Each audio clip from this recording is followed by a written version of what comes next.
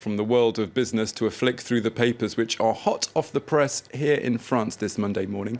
And for that, I'm joined on set by Haxi Myers-Belkin. And Haxi, today is a very special day in the French calendar. It's, of course, La Rentrée, or the day when everyone goes back to school. Absolutely, and the French have returned from their seemingly endless weeks in the sun, and the academic year has started up once again, and the papers, as they are every year, are very interested in La Rentrée. The front page of today's Le Parisien asks, what if we decided to copy other countries? We're reminded that the French education system reliably falls behind other European systems when it comes to attainment. So just what ideas does the paper think France should steal from elsewhere? Well, in a double-page spread, we read that the French system is ranked at 27th in global education rankings, and that France is beginning to look outside its borders for some much-needed inspiration, although I do like the cartoon they've used. What sort of foreign schools should we be inspired by in order to create miracles? Ask two men who look like education inspectors. I was thinking of Hogwarts, says a rather hopeless-looking teacher. So, Tom, short of Hogwarts, we're offered the Finnish model, where students are marked not on a scale of 0 to 10, as you might be used to, but rather 4 to 10, and that's to avoid demoralising students. And of course, famously in France, getting 14 out of 20 for your back is considered pretty good. So low marks are at the moment very much the norm here. There's also the Korean approach to maths, where rather than sticking just to pen and paper, maths students are encouraged to use 3D cubes to work out their sums, making the whole learning experience a little more tangible and hopefully memorable, is the point. And Haxi, you found another article in another paper which has its own issues with La Rentrée. It does. So back to school, the government's bad sums, reads the front page of the communist daily L'Humanité. This paper argues that a series of economic reforms over the summer from Emmanuel Macron's new government have had disastrous effects on this year's rentrée.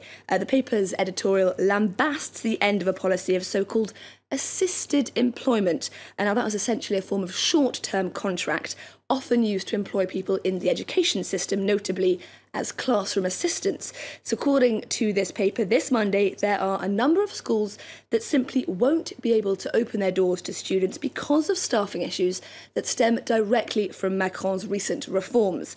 And the paper, it's worth saying, is calling on its readers to take to the streets. It is, after all, France we're talking about, on the 12th of September for huge anti-government demonstrations. Well, away from La Rentrée here in France, there's, of course, another story that's been dominating headlines across the world, and that's, of course, North Korea's test on Sunday of that hydrogen bomb. Haxi, tell us more what's been happening in the French press in reaction to that. So centre-left paper Libération has opted for a picture of the North Korean leader on its front page during a military parade with the caption, "Kim Jong-un, a ticking time bomb." We read that the country's latest nuclear test appears to cement the North's position as a global nuclear power. The question it asks, what is Trump going to do about it? Well, the paper's editorial is entitled Théorie des fous, or the madman theory. And now that's President Nixon's theory, whereby a leader intentionally acts rashly to convince an adversary that they truly are unpredictable.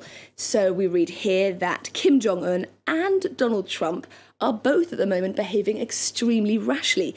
Each has their finger on the red button, and they're both fans, of course, of incendiary rhetoric.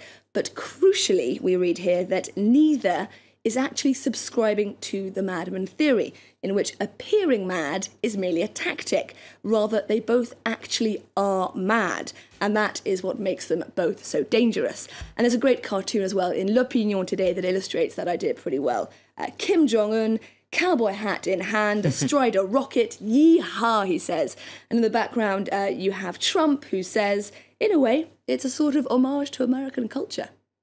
OK, let's move on now to something a little less troubling, although no less important for some of you out there, and that's, of course, football. And Haxi, there was somewhat of a disappointment for the French national team this weekend. To put it lightly, nul sur toute la ligne, reads this piece in Le Parisien. Rubbish from start to finish. Les Bleus drew with Luxembourg 0-0 in last night's World Cup qualifying match.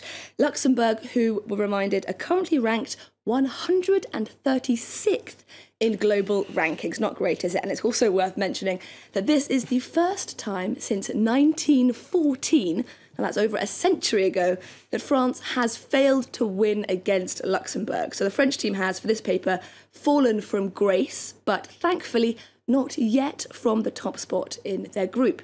Now, as for the front page of sports daily L'Équipe, they've opted for an image of a dejected-looking Griezmann alongside the headline, Automne sera chaud. Autumn's gonna be tough. Les Bleus have 2 more matches to play before all is decided on the 10th of October. Now, the French team is currently just 1 point ahead of Sweden in Group A.